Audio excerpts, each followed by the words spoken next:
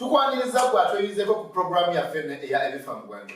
Yaniriza akuliraanye nti wiiki eno tulina omugenyi ng'akusaba okukulira ebyama ebikusike mu bwakabaka bwa Katonda. Okola otya okubotola? Tweyungeko mu programu yaffe eno eya ebifa mu Bwengula.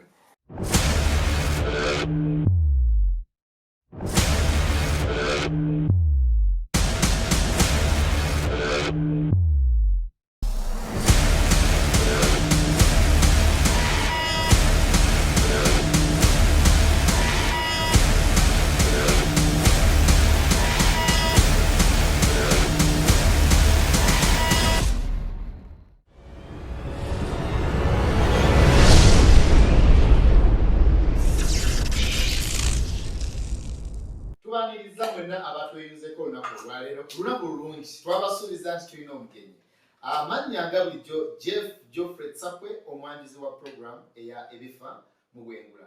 Tweyongera okukkatiza nti oyo alina ekisumulizo eky'omu Bwengula era yafuga ne kuki ne ku nsi. Weetaaga okubeera n'ekisumulizo eky'omu nsi ey'omwoyo olyoke obotole wano ku nsi. Si maanyi, si magezi, naye waliwo amaanyi ag'enjawulo agafuula omuntu n'afuuka omuwanguzi ne beewuunya nti oyo akola atya. Kye tukuleetedde olunaku olwaleero nti bw'onaazuukuka mu nsi ey'omwoyo ojja kweyongera okuwangula ku nsi. Jeff Geoffrey Tsakwe, tulina omugenyi nga sinaba kubanjulira mugenyi. Madam Hajara, tubuuzeeko. Abalabi baffe abalungi ab'ebifa mu Bwengula, tweyanza nnyo okutulaba, tusiima obubaka, tusiimira ddala obujulizi abatudde Kristo. Mukama abawe omukisa. Amannya nga bulijjo Nakadama Hajara ku pulogulaamu yammwe enganzi ebifa mu Bwengula. Weewaawo, obubaka bungi, obujulizi bungi okuva Oman, okuva South Africa, okuva Saudi Arabia, okuva US. Mweyongera okuweereza obubaka, mweyongera okuweereza ebyo mwetaaga okweyongera okumanya n'ebintu ebirungi ennyo bye muyize mu programu. Abantu baffe ab'embale beeyongedde Bale. Messages nyingi, Yo. obubaka bungi, mulembe Makuwa. Weewaawo, twabasuubiza nti tulina omugenyi. Ono gwe tuleese Masavu Mereere era muweereza wa Katonda. Tukkiriza nti olunaku olunaagwerako programu bw'enaagwerako nga oweereddwa omukisa. Sijasobola mwanjula, kansabe atweyanjulire. Neeyanziza nnyo atutereeza mu programu eno ebifa mu Bwengula. Pastor Museveni Vincent akulembera obuweereza bwe bayita Ebenezer City Church, Hoima, Bunyoro, Mid-Western Uganda. Nsanyuse nnyo okubanga nsobodde okubeegattako mu programu eno. Ndi musanyufu. Amiina. Amen. Pastor Museveni, mpulira nga amafuta mangi mu kifo kino. Nandisabye owe omukisa oba osabire abo abasazeewo okubeera ku pulogulaamu nga yakatandika. Mu linnya erya Kitaffe n'Omwana n'Omwoyo Omutukuvu, Mukama tukwebaza ku lw'omukisa guno gw'otuwadde eri abatulaba abatuwuliriza. Kitaffe ali abeera waggulu ennyo, nsaba obeeko omuntu gw'omukisa, obeeko gw'osumulula, kubanga Bayibuli egamba mu Hoseya 4:6 nti abantu bange baziikirira olw'okubula okumanya okutegeera. Naye Mukama bwe bamala okumanya amazima, Yokaana 8:36, basumulwa. Amazima galeeta eddembe. Mukama nga bawuliriza, nga balaba, nga bawulira, leka wabeerewo abadde mu busibe asumulwe abeere n'eddembe. Mu linnya erya Kitaffe n'Omwana n'Omwoyo Omutukuvu tusabye. Amen. Haleluya, haleluya, haleluya. Olaba olw'okukeera. Olaba omukisa oguli mu kukeera nti buli bw'okeera wabaawo enjawulo ate gwe okulembera abasigadde. Tweyanza Pastor Museveni. Amen. Erinnya Pastor Museveni olwasooka oddiwulira nalowooza nti oba mukulembeze agenze mu kuweereza. Wale tulira naye siwulirako mukumulalo wa Museveni. Tumanyi mubaka waffe mukulembeze His Excellency. Pastor Museveni tugamba tulina okunoonya Pastor Museveni ono. Pastor Museveni. Era tumuwulirize nako. Era twajja nga tugamba tewabaayo nga olina amagye naye ate twagenda okulaba nga olina agye lya waggulu. Pastor Museveni ono yani. Okay, neeyanziza nnyo musajja wa Katonda Jeff.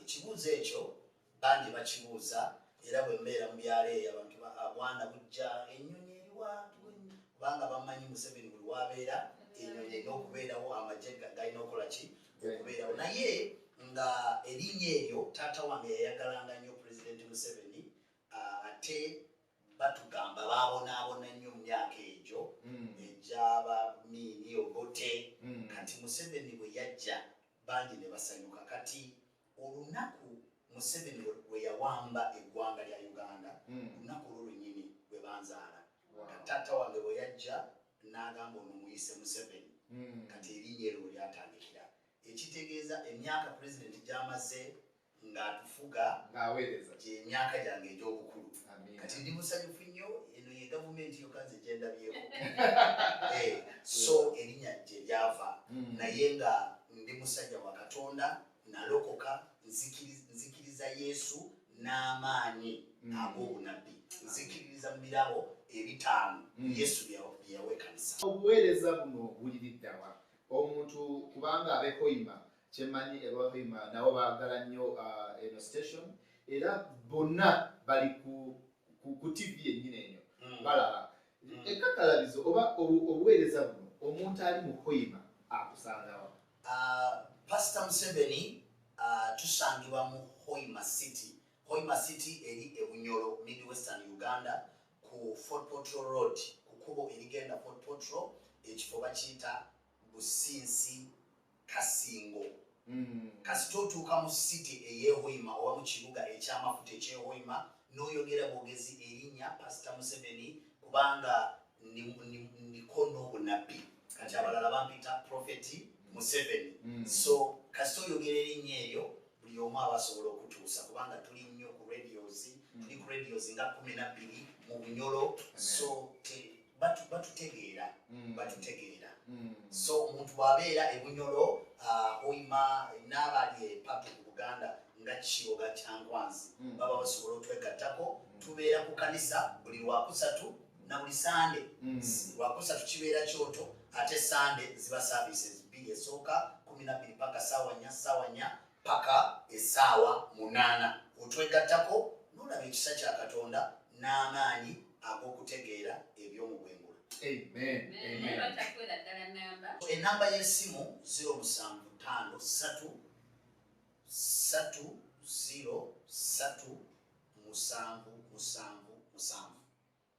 Gimuddiremu 075 3 owandiike 0 oyongereko 3 endala kati osembyeyo 7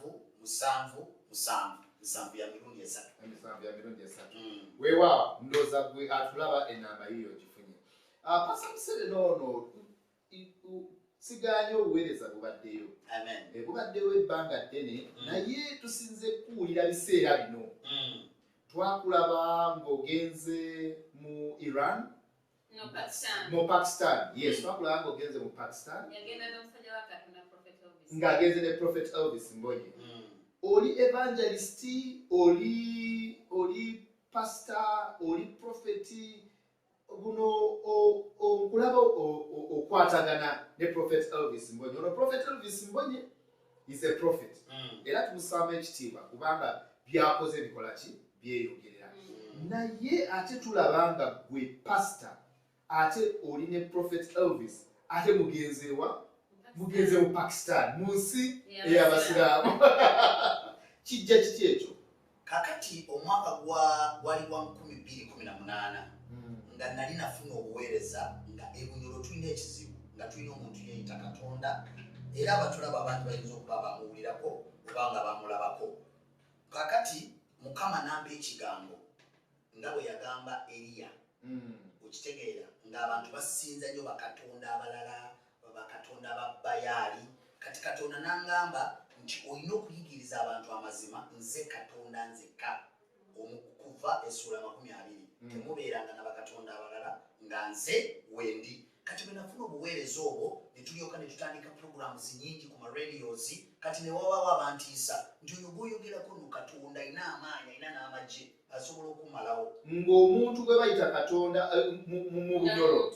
Nga muntu ng'alina abantu abamusinza ng'alina miliyoni zinga 2 ezimuyita Katonda ng'abantu bafukamira wansi ne bamusinza oyo ng'ali biddawa gwe bayita Katonda Bunyoro mu kifo bakiyitanga Kagadi Muhoro. Kati Mukama n'angamba sisobola kukkiriza wabeerewo omuntu yeefuula ky'atali. Kati genda osomesa abantu amazima nga bwe mbagambye Yokaana 8:32 mulimanya amazima gali bafuula baki abeegembe. Abantu bangi bali mu busibe kubanga tebamanyi ki mazima. Kati bwe twatandika puroguramu eyo omuntu najja n'angamba bagenda kutta gwe nange nentyamu. Kati waliwo omusajja twasabanga naye ng'akola mu ofiisi ya ambassador mu America. Ng'akola mu ofiisi ya ambassador mu America. Nga mulokole. Omanyi abantu bali balooza ati abalokole bali eno wansi ba mu biwempe naye ono nga mulokole ate ng'akola mu ofiisi ya ambassador ate mu America. Kati bwe yajja e Bunyoro najja ku kyaki yaffe Ebeneza City nagamba naye musajja wa Katonda Pastor Museveni oliko obuweereza naye singa tofuna mafuta agakubikkako oba amafuta agakuwanirira nga musajja wa Katonda aliko amafuta agasobola okuwanirira ekyo Mukama kyakutaddeko basobola okutta. Nemubuuza musajja ki nagamba waliyo omusajja bamwita Prophet Elvis Mbonye naye Prophet Elvis nali namuwulirako nga balina bye bamwogerako nga bwomanyi social media bamwogerako kino na bino na biri. Kati omusajja nemugamba naye omusajja ono omuwulirako bino na bino na bino ate eno tuli kulwanyisa beeyita bakatonda ate oyo naye nena bemuwulirako. Kakati ye nangamba tofaayo omusajja oli yali mulungi nnyo nampa na ssente ez'amafuta ng'oleza transport. Nagamba mugwe mulimu Katonda ow'amaanyi ali mugwe w'amaanyi okusinga oyo ali wase. Kati bwe gendayo tuula weerabireko akugamba ogende wa Prophet Elvis Mbonye neerabireko. Nagamba togendera ku abantu bye boogera weekakasize kubanga ebigambo by'abantu bisobola okwonoona. Nagamba naawe olina bye bakwogerako. Namubuuza byonna bye bakwogerako bituufu? Nemugamba abanjogerako bingi nga si bituufu. Namubuuza kati bw'okakasa otya bye boogera ku Prophet Elvis bw'oba bituufu lwaki teweetuukirayo? Kakati lwali lwakubiri nga bamwogeddeko oyo abantu basinza ye tebasinza Katonda nga bamwogerako bingi ye tayita n'abantu mu maaso okulokoka kye bayita altar call. Kati nze nenzija bwe natuuka Prophet Elvis yali akyasabira ku kifo bakiyita Lugogo awo nga waliwo ekisaawe yasaliranga. Naye bwe natuuka nengamba bwe wano ng'emmotoka bbitirivu nga za bbi waliwo olukungano lw'abakulembeze ba parliament oba bantu ba Prophet Elvis. Pastor Museveni bw'ayogera ku kusabira mu kisaawe ojjukira ne Waisita bwe yatuyita okugenda okusaba bwe yapinvitinga era twasanga bali mu ki munnange bali mu kisaawe ate tewali tenti. Nabuuza omuntu nti wano we muli nga tewali tenti enkuba bw'etonnya tebatonnyako. Enkuba yatonya emunyonyo n'etonya ekajjazi naye wano we bakuŋŋaanira we basabira enkuba teyakola ki teyatonya. Actually nze kasooke nzija 2019 2018 ng'eggwako n'entandika okusaba sirabangako nkuba ng'etonya mu budde bwa service era ekyo nakati nkyewuunya naye byebimu ku maanyi agali mu bwewula. Anyway kakati bwe najja nindaba ekintu kyesirabangako manyi okusaba kw'abalokole ffe gye twabeeranga e Bunyole ng'osangawo abantu 100 n'obugaali nga tebulina mandigaali obulala talina kapikipiki ng'asobola okukasamba okumala esaawa namba nga tekaaka omuntu agenda nga wenyera kwati kiki obadde ekinange pikipiki ebadde egaali nga yakooye olubege lwakooye omulala asooka okunoonya wali akaserengetyo alyoka gikube mugiya nga zezo nga bwe bujulizi obuli mu kkanisa nate bujjayo kitiibwa kya Katonda. Naye bwe najja ku Zoe emmotoka Range Rover zijiipu ennene nembabuuza wano waliwo sipiika awa paliamenti wano waliwo omukolo gwa gavumenti bwaba abantu ba Prophet Elvis bazze kusaba nawe twali tugenze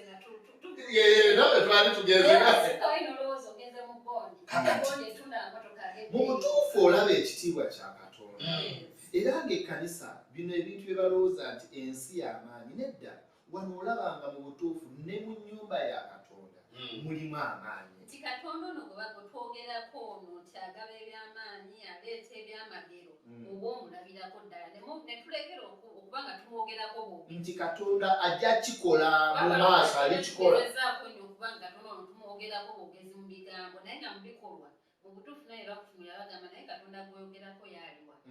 Kakati ninyingira munda naye bwe nali nyingira munda nensangawo aba ushers nga bali smart nga bataddeko kasimayo bwe natuuka munda nga balina stage ng'ebyuma biri waggulu ng'ebyo ebintu twabirabanga ng'abayimbi ab'amaanyi baze mu byalo ng'abalokole babakolayo ku crusade buuma bufa akuba michael okeyogere gamba bannange ono bwe boogerako nti ebyo byesi bwe bibanga ebintu bwebiti bwe bibeera ono ate njagala mutegeera nnyo kubanga ekyo nali ekitiibwa ekifaanana bwe kityo nali kikirabangako nga waliwo tensi babangamba nti ezo zaali z'abapatterners ba hairs of gold kati abatulaba ebyo bayinza obutabitegeera naye nga zirabika bulungi ng'olowooza waliwo kwanjula twatambulidde ku carpet olowooza saawa ekyo nanga bakyalidde carpet kakati prophet n'ayingirawo ng'alina range rovers nga 5 nangu nate nga ye mulala nintuula ate sisobola kulimba nti lunaku olunasaba maalo kutambula kulaba akodda kwenyumira kati buno obulokole bwa saidize eno nga buwanjawulo eri pasita agira ku kagaali ate nga yakalina mu kkanisa nga ke katwala abakazi ab'embuto mu kuzaala kwigamba ono ajjira mu range rovers 5 kakati prophet n'alina ekituuti naye jjukira bagamba nti ye abantu bamusinza businzi n'atandika okusinza Katonda okumala eddakiika nga 30 ku lunaku olwo yajja ng'ayambadde suuti ya white ngeno gyolimu n'afukamira n'okukaaba n'akaaba bwe nali ntudde neneenenya ngamba ono abantu bye boogera ku musajja ono bamutegeera oba babeera bamulabi ku social media nengamba tulina okwegendereza byetuwulira ku bantu oba ku social media ng'omuntu tomwetuukirangako tomuwulirizangako kakati bwe yamala okusinza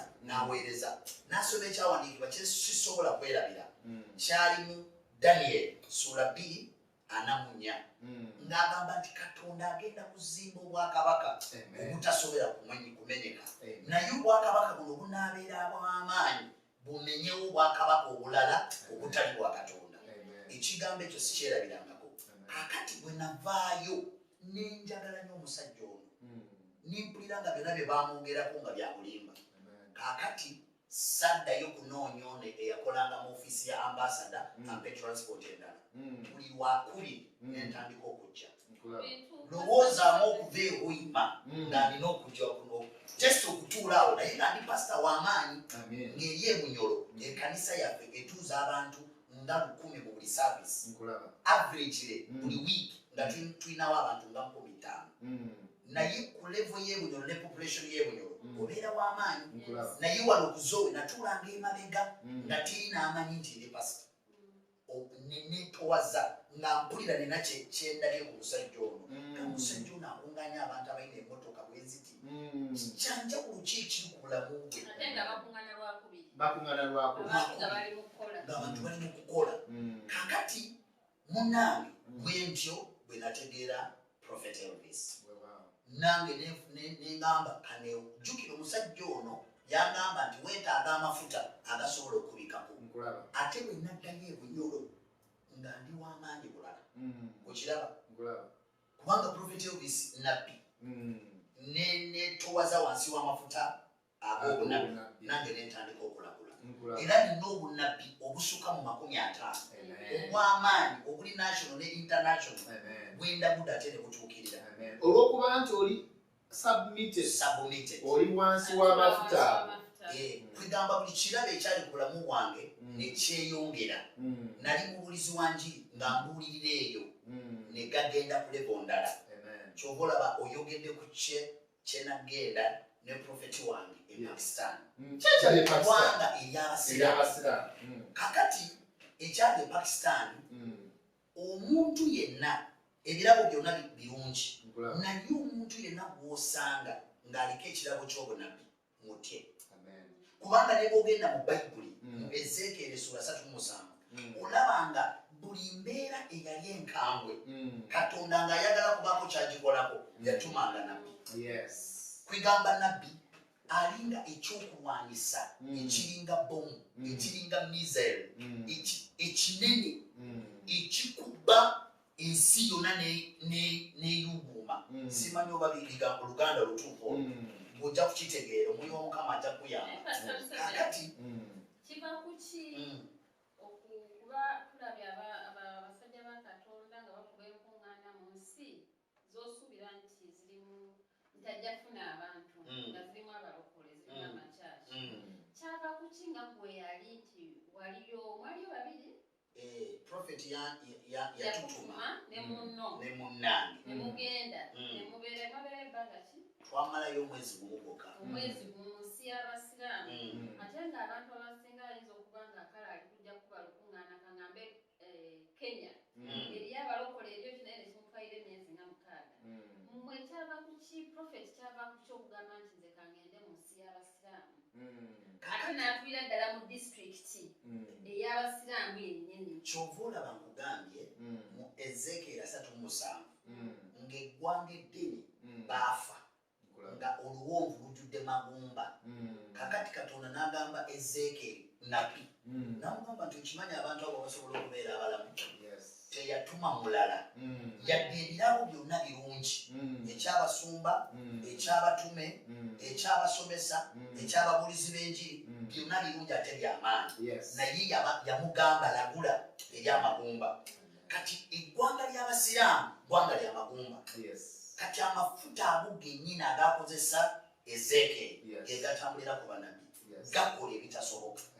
Abalala bategeke ne mu Uganda wano otegeka olukuŋŋaana twakamala olukuŋŋaana lwa Benihini wano naye balutegekedde kumpi myezi 8 naye Prophet Elvis abadde mu Pakistan okitegeera olukuŋŋaana twalutegekera wiiki 3 ne tubeera n'abantu abasuka ku emitwalo 3 ate teri mu Uganda mu East Africa eyali atadde olukuŋŋaana olufaanana bwe lutyo mu Pakistan.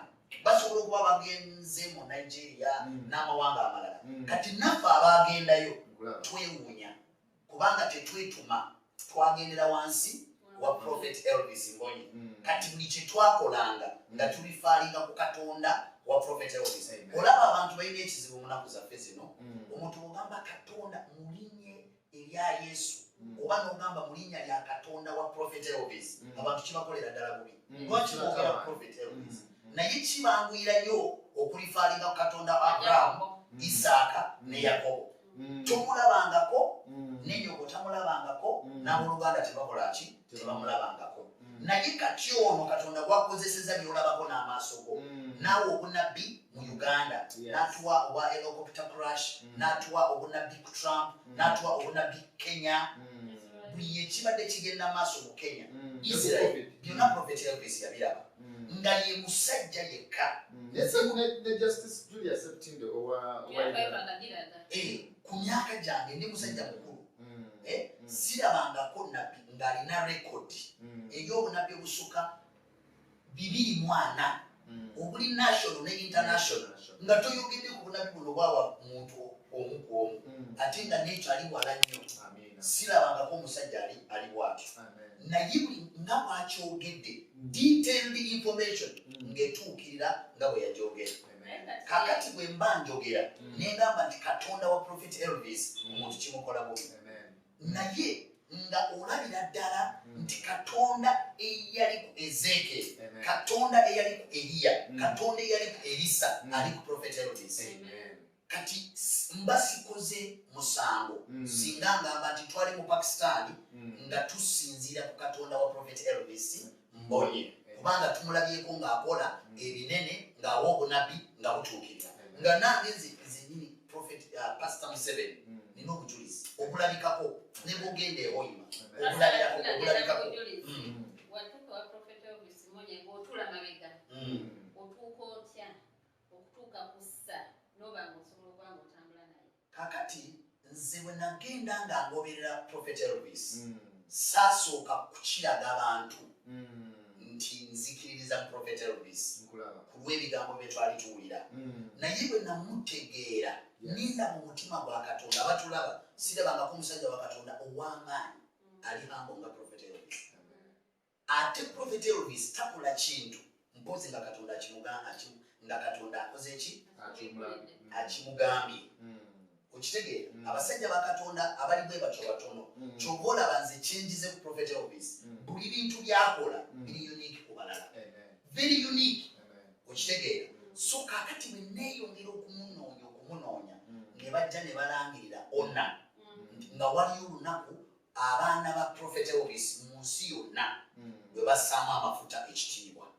Olunaku lwa ona ekyo abantu bangi tebakitegeera naye ne Yesu bwe yajja Yokaana yagamba abantu abamuli kumpi ya onalinga n'agamba onajja sisaanidde nakwata ku ki ku buguwa bwa ngatto ze namu onalinga. Kati ekyo ne kisitula Yokaana. Kati Yesu bwe yajja naye n'amuwa ki ekitiibwa n'agamba ku bantu abazaalibwa omukazi teriiyo alina amafuta oba ekisa kwenkana Yokaana omubatiza. Ekitegeeza buli lw'ositula n'onalinga oba n'ossaamu ekitiibwa amafuta ku musajja wa Katonda gamala ne gakuddira. Okusaamu ekitiibwa kuyamba nza asiza mu actually omusajja wa Katonda singa akukkiriza omusseemu ekitiibwa aba akuyamba kubanga ne Bayibuli egamba kyosiga kyokola ki kyokungula. Kyova olaba abantu abassa nnyo wansi abasajja ba Katonda nabo ebibassa wansi buli lunaku bibatomera. Kyosiga kyokola ki kati bwe nawulira nti olwo olunaku bagenda kussaamu Prophet Elvis ekitiibwa abaana ba Prophet Elvis nga bakoze okuŋŋaana nga be batetenkaniza okuonalinga oba okussaamu ekitiibwa ekyo Katonda kye yateeka ku Prophet Elvis. Kakati bwe nakiwulira ne ngamba nange ku luno nengenda e Bunyoro ekibeerayo buli lusooka Mugomwenda 1 September. Kati tutandise dde okwetegera kati ng'omanyi ku kyenakolako olwo kinakolako olwo nengenda e Bunyoro nenkunganya abantu 12 najja ne baasi 15 nengamba kati baana bange tugende Mbalage. Natandika okusaba meeting ewa Prophet Elvis nga oli eyeeyita Katonda nga mulamu nga batutiisatiisizza twagenda okumeekereza n'okufaako zeki Ebunyoro tetulinayo Katonda mulala tulinayo ogu eyatonda eggulu n'ensi, Katonda wa Prophet Elvis Mbonye, Katonda wa Isaaka, Katonda wa Eliya ne Elisa. Weewaawo bw'atulaba emboozi eyongedde okunyuma era tweyongedde okubitegeera n'okweyongera obyagala nti oyo anaategeera ebyama bino ebiri mu bwakabaka bwa Katonda era n'abikozesa wandibanga ojja kufuuka wanjawulo nnyo kwoyo ate atakoze eki atabitegedde. Agambye 1 September. 1 September tukkirizibwa okujja buli omu actually njagala kubasaba mu abakola programu eno ku luno mujje mwerabireko bwe munaaba muyigiriza abantu ababalaba mwogere ku kye mwalabako. Nze sirabangako ggwanga ery'amaanyi nga buli Munanti Nation. Prophet abaana be babayita ba remnants balina eggwanga bali tebazanyira ku mafuta bagagga otuuka wali n'otya okitegeera otuuka wali n'okola ki kasooke ntandika okufellowshippinga ne Prophet Elvis siwulirangako nti omwana wa Prophet yabadde mu accident n'afuna accident bamutembe butembe mu motoka ne bw'oba ogenda kutambula nga waliwo ekigenda okubaako Prophet asobola n'okukyalira mu birooto agamba olwo olugendo lusazeemu leka tusooke tubeeko bye tutereeza. Kyova olaba omuntu atalina mwoyo wa bunnabbi oli bubi. Olw'ebiseera ebintu byeyongedde okunyuma tweyongedde obyagala lwaki tetusaba Pastor Museveni n'akomawo wikijja ndowooza kijja kukola amagezi. Pastor Museveni emboozi yeyongedde okunyuma. Pastor Museveni tukusaba wikijja okkirize okomewo. Amina. Kale bw'atulabeyo tweyungeko next week Mukama atukumire Bye bye.